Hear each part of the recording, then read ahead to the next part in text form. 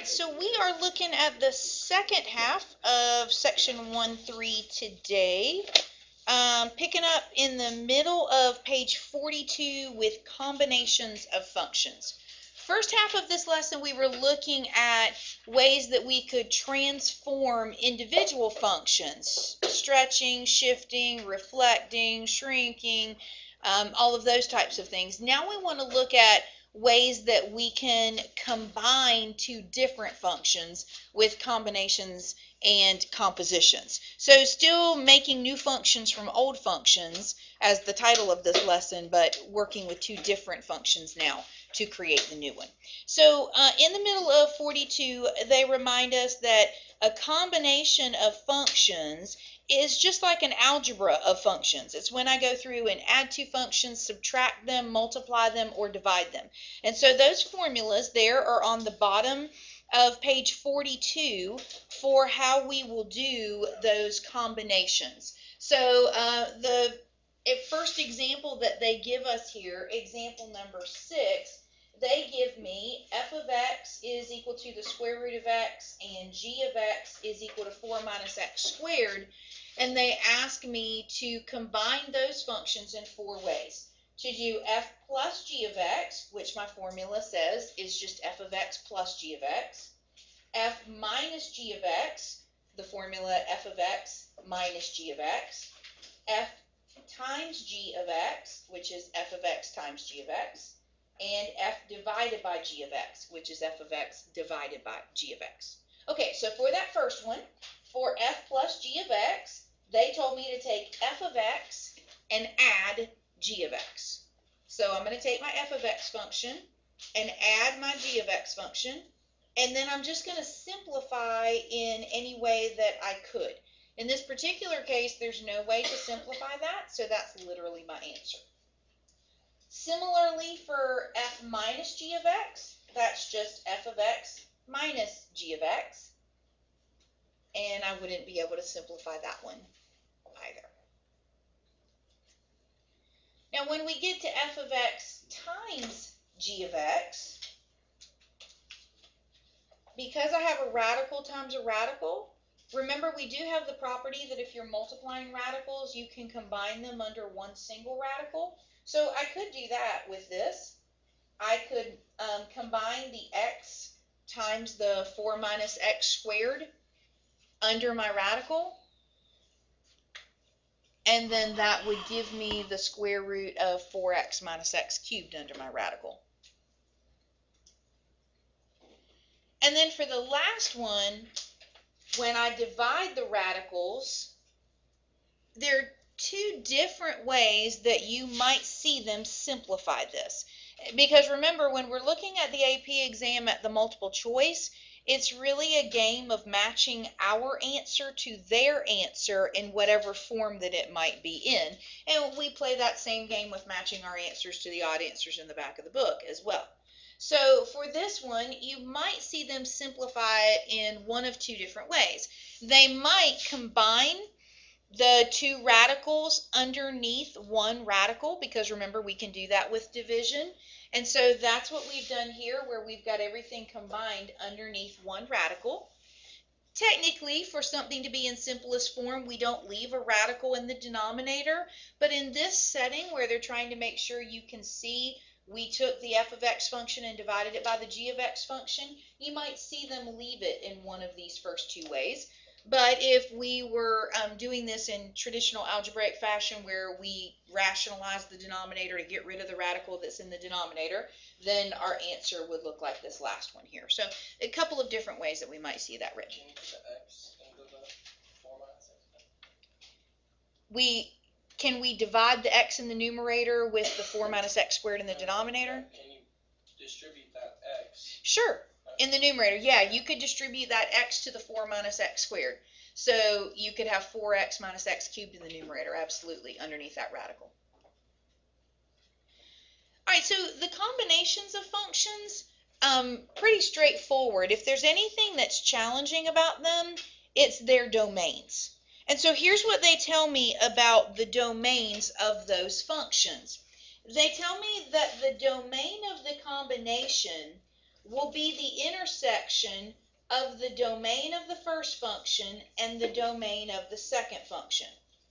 The domain of the combination will be the intersection of the domain of the first function, which for us was the square root of x, with the domain of the second function, which for us was the square root of 4 minus x squared.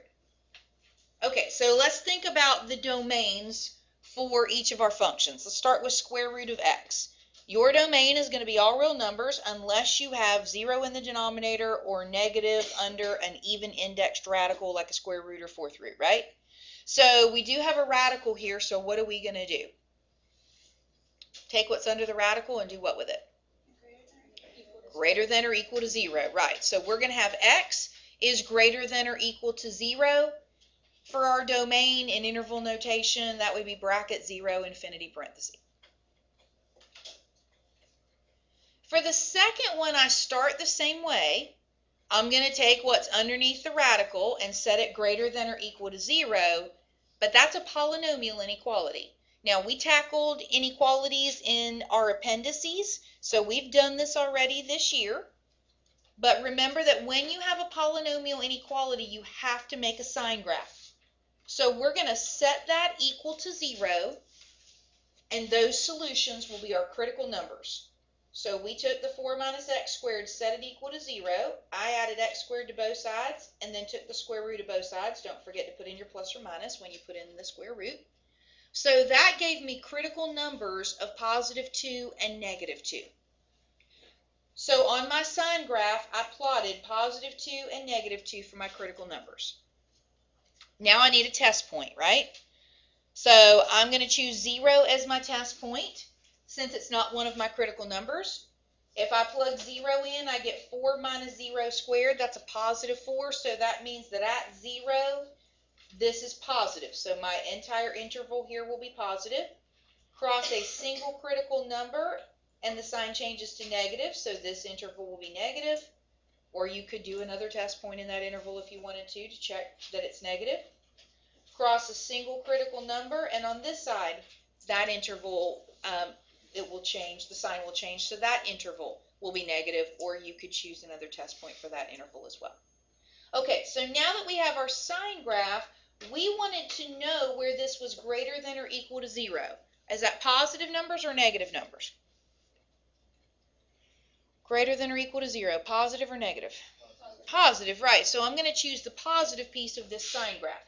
So the positive piece of this sign graph was in between negative 2 and positive 2. So our domain is going to be between negative 2 and positive 2.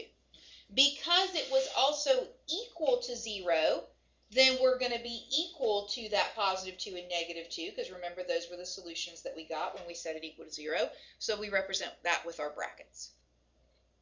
All right, so now I need to know the intersection of the first domain with the second domain. If you literally lay that out on a graph, it might make it easy to see.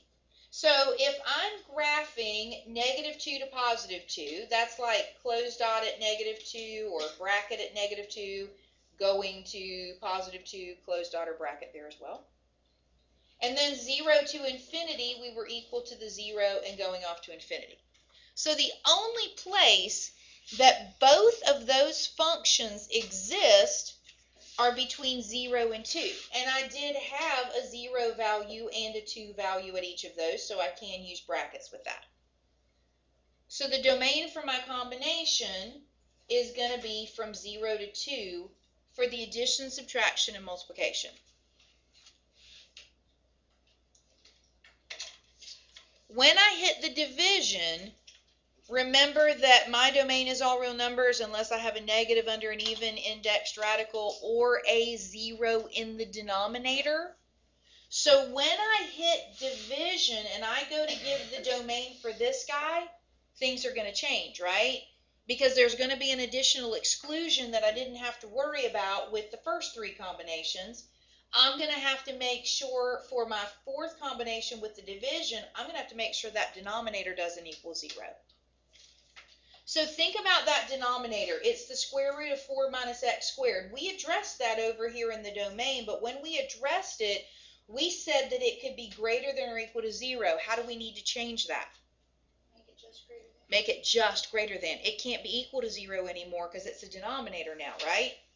So if you think about it, if I went back through this whole process, what is the only thing that would change about this -2 to 2 interval?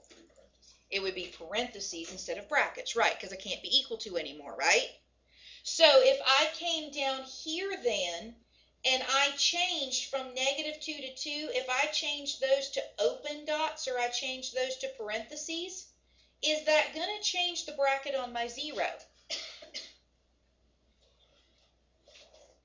If I came down here, remember we said parenthesis on -2, parenthesis on +2, right? So if I came down here and I changed these to open dots or to parentheses, is that going to affect the bracket on my 0? No. Is it going to affect the bracket on my 2? Yes. Yes. It's going to change that to a parenthesis, right? So that's the slight difference that I end up with on the domain of that division. Okay, so I see those formulas. I understand the algebraic process that I was supposed to go through, but I have no idea what that was that I just found. Okay, well, let's look at a visual interpretation of it because I think it will help it make a little more sense. Okay, when I am doing f plus g of x, by definition, f plus g of x is just f of x plus g of x. So these are not the two functions that we had just a second ago. This is just a generic example.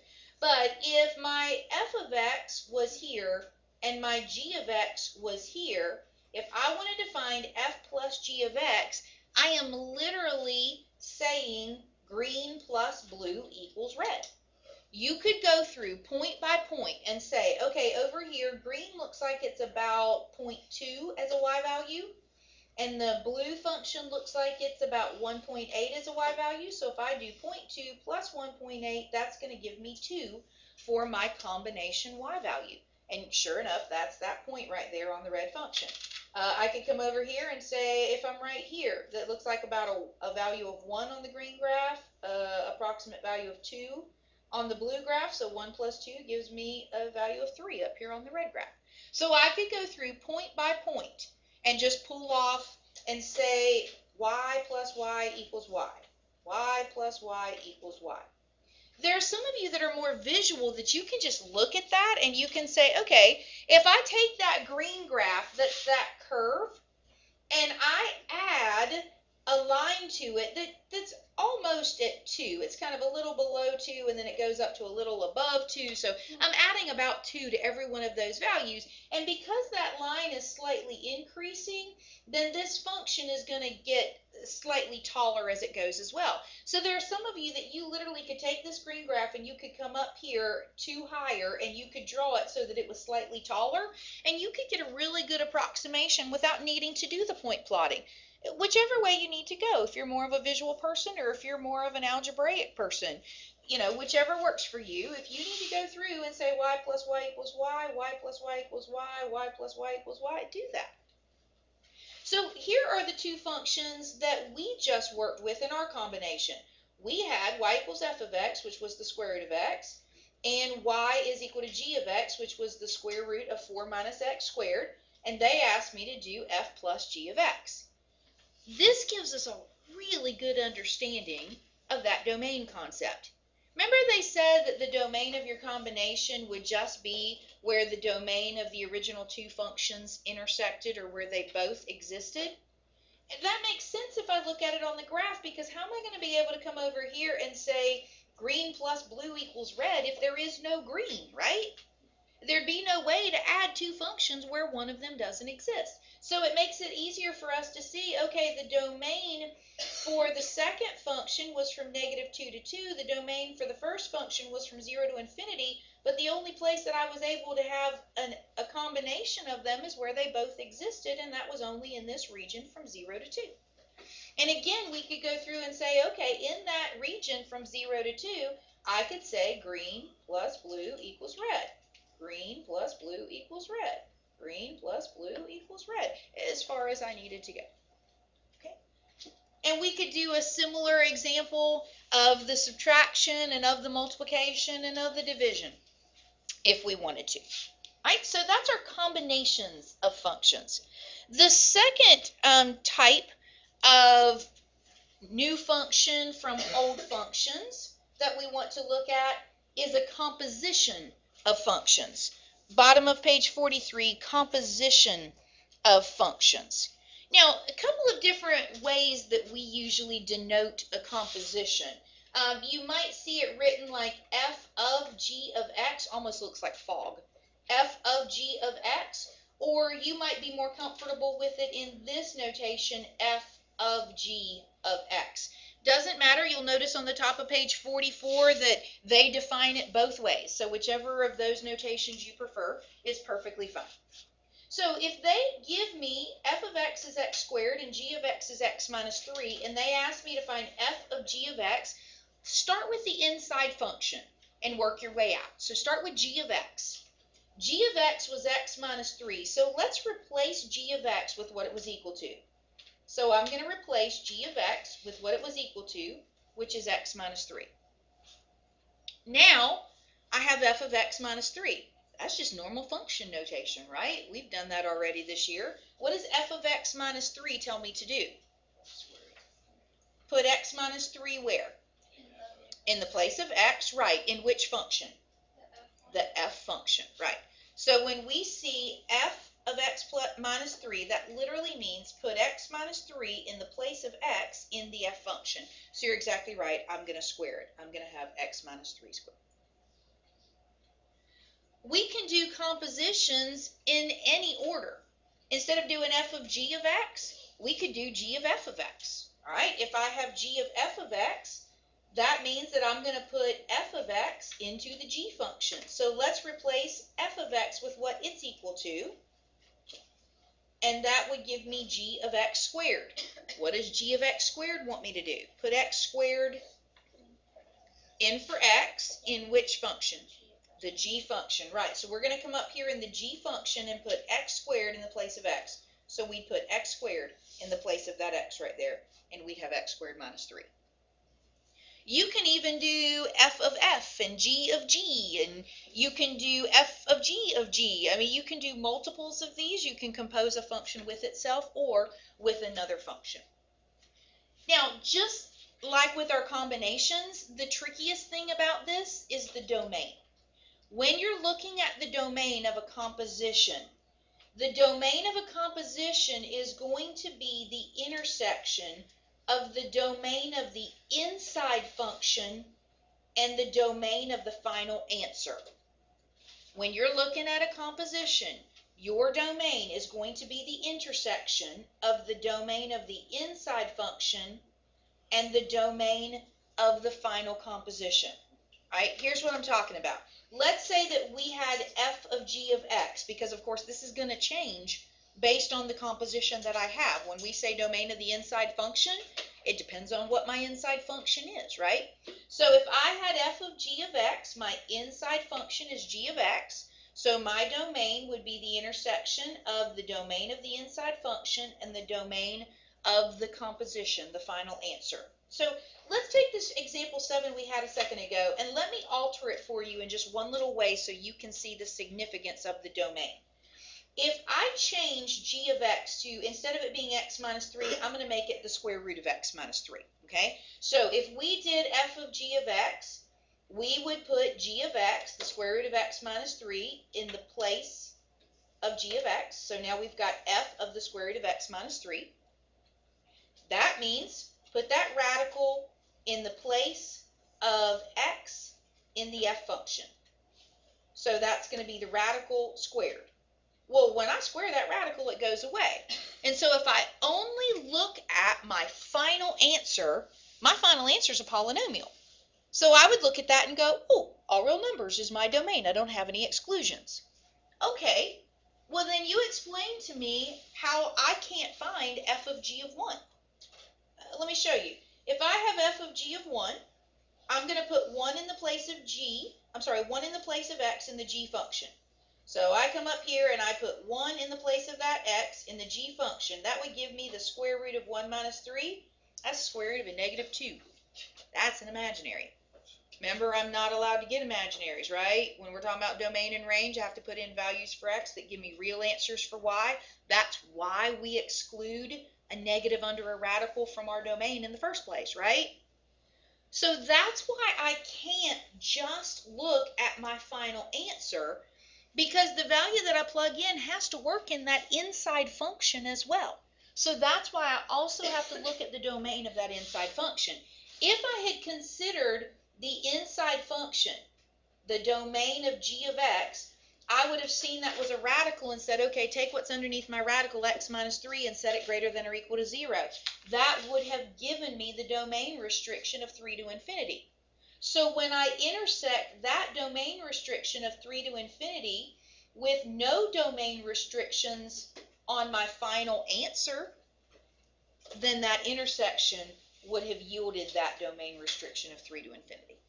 So that's why we can't just look at the final answer, why we do also have to look at the domain of that inside function. Okay, look at example 9. For example number 9, they give us the graphs of f and g, and they tell me that h is the composition f of g, and they ask me to find h of 0.5. Here's got multiple representation of functions, right? Because typically they have been giving me f of x and g of x as equations. Now they're giving me f of x and g of x as graphs. I'm still going to work it the same way.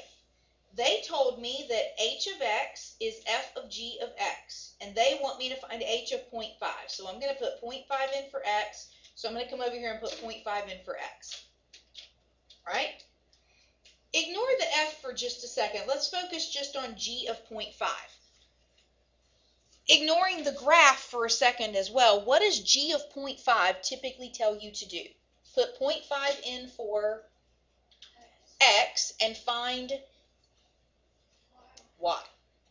If you see g of 0.5, that just means put 0.5 in for x and find y, right? Okay, if typically I'm putting it into an equation, that's fine, but I could do the exact same thing on the graph. If you look on the graph, my g function is the blue one, right? So let's focus on that blue graph. On that blue graph, if I put 0.5 in for x and I'm trying to find y, all I have to do is come over here and say, okay, when x is equal to 0.5, what's the y value? What would that be? 1, exactly. Look at that one more time, because that's a little trickier than when we plug it into an equation, all right? When we see g of 0.5, that literally tells us put 0.5 in for x and see what you get for y. So I'm going to come over here to the g function, which they've given me in blue. I'm going to look at the g function, and I'm going to say when x is equal to 0.5, what's y? So if I go to 0.5 on that blue graph, I'm at y is equal to 1, right? The ordered pair 0.5, 1. So that's why we could say that g of 0.5 is 1. All right, so now we have f of 1. What does f of 1 tell me to do? Put 1 in the place of x and find, and am I finding it on the blue graph or the red graph? The red one, right, because my f function is the red graph. So we're saying when x is equal to 1 on that red graph, what is y equal to? So I can come over here and say when x is equal to 1, what is y equal to? And it says to approximate this value because it's not landing right on one of those blocks there in the graph in the textbook. So you might have said negative 1.6 or negative 1.65 or negative 1.7 or, you know, as long as it's approximately in the right area, then we would be fine. So if I wanted to graph this composition, I literally would need to go through. We have created one ordered pair for an XY chart, right? We right now have the ordered pair 0.5, negative 1.7. So I would need to go through that process probably 10, 12, 15 times to create ordered pairs to sketch the graph. And that's what you see there on the bottom of page 45. That's that table of values that they've created, and then they've plotted those points there that you see in figure 16, and they graphed the composition. So we definitely could do that. It would be a little time consuming, but we definitely could do that. All right, look at example 10. Example 10 gives us a composition of 3 functions. works the exact same way. They asked me to find f of g of h, or if you'd prefer to write it this way, that's fine. Okay? Remember we said with a composition, start on the inside and work your way out. So let's start with h of x. What was h of x?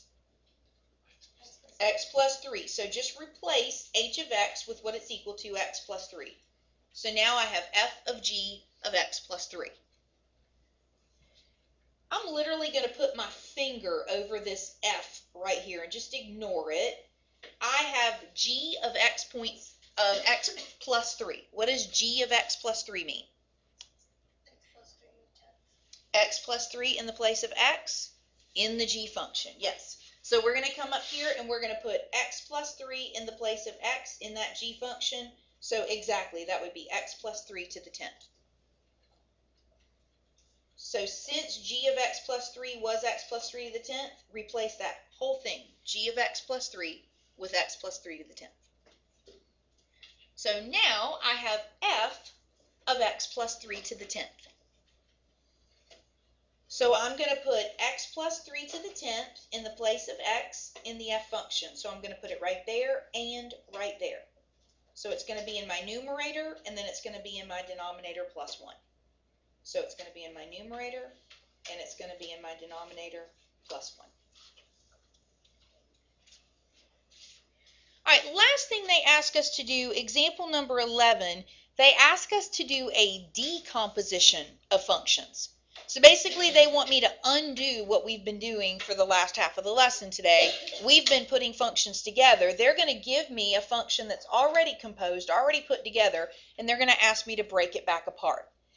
I can't give you a step-by-step way of doing this. This is literally like a puzzle where you just have to do a little bit of deductive reasoning and maybe a little bit of trial and error until you figure it out. So maybe you try it one way and it doesn't work, and you try it a second way, or maybe even a third way. The only thing that I can tell you is look at this last problem that we just did, that we just composed. If they asked me to decompose that, to go back to the original functions, something that would have been helpful for me is the grouping symbols. Like the fact that x plus 3 is in parentheses gives me a clue that maybe that was a piece that got inserted into something raised to the 10th power. So parentheses are a grouping symbol. Exponents are a grouping symbol. Division bars. So watch for those types of things. So for example 11, we've got cosine squared x plus 9. So what grouping symbols do you see? Parentheses and an exponent, yes. So that would give us a little bit of a clue. I could see that x plus 9 is in parentheses, so that probably means that got stuck in. And then I can also see a square here, so that probably means I had some quantity that got squared. Is it the x plus 9 that's squared, or is it the cosine that's squared? The cosine, right. If it was the x plus 9 that was squared, we would have x plus 9 squared and then that inserted into cosine. So that's another helpful thing in terms of trying to figure out the order. Okay, so we've pretty much figured out that one of the functions that got inserted was x plus 9, and then I had something else that was squared, and we just figured out that the x plus 9 wasn't squared, that the cosine was squared. So that kind of helps me a little bit. And again, I might need to try it a little bit and say, okay, let me try x plus 9 here, let me try cosine here, let me try x squared here. Oh, that doesn't work, let me try a different order. Oh, if that doesn't work, let me try a different order. Okay, so if we start with that piece that looks like it's the innermost piece, because I have x plus 9 that's been inserted into cosine and then cosine has been squared. Once you replace a piece, yeah, typically we would put x plus 9 in the place of x. If I'm going backwards, I'm going to put x in the place of x plus 9. So it's like I could put my finger over this piece right here, and now what I'm left with is cosine squared x. So what got inserted if it's cosine squared x? Yeah, something got squared. What got squared? The cosine, right. So if the cosine got squared, then the cosine got inserted, right? So we could try that next, and we could say, okay, we inserted the cosine. into the square function. And remember again, we said once we identify cosine, we replace it with x, so all that would be left then would be x squared. So again, that really is a puzzle that we just kind of have to play around with, try to unravel, do some trial and error with. You might need to try it 2 or 3 different ways before you find the right combination of how those pieces come together. Okay, so here is our homework for tonight. On page 48, we're doing 29 through 41 odd, omitting 35. Don't change your numbering, though, when you omit 35. And then 45, 51, 54, 55, challenge 56.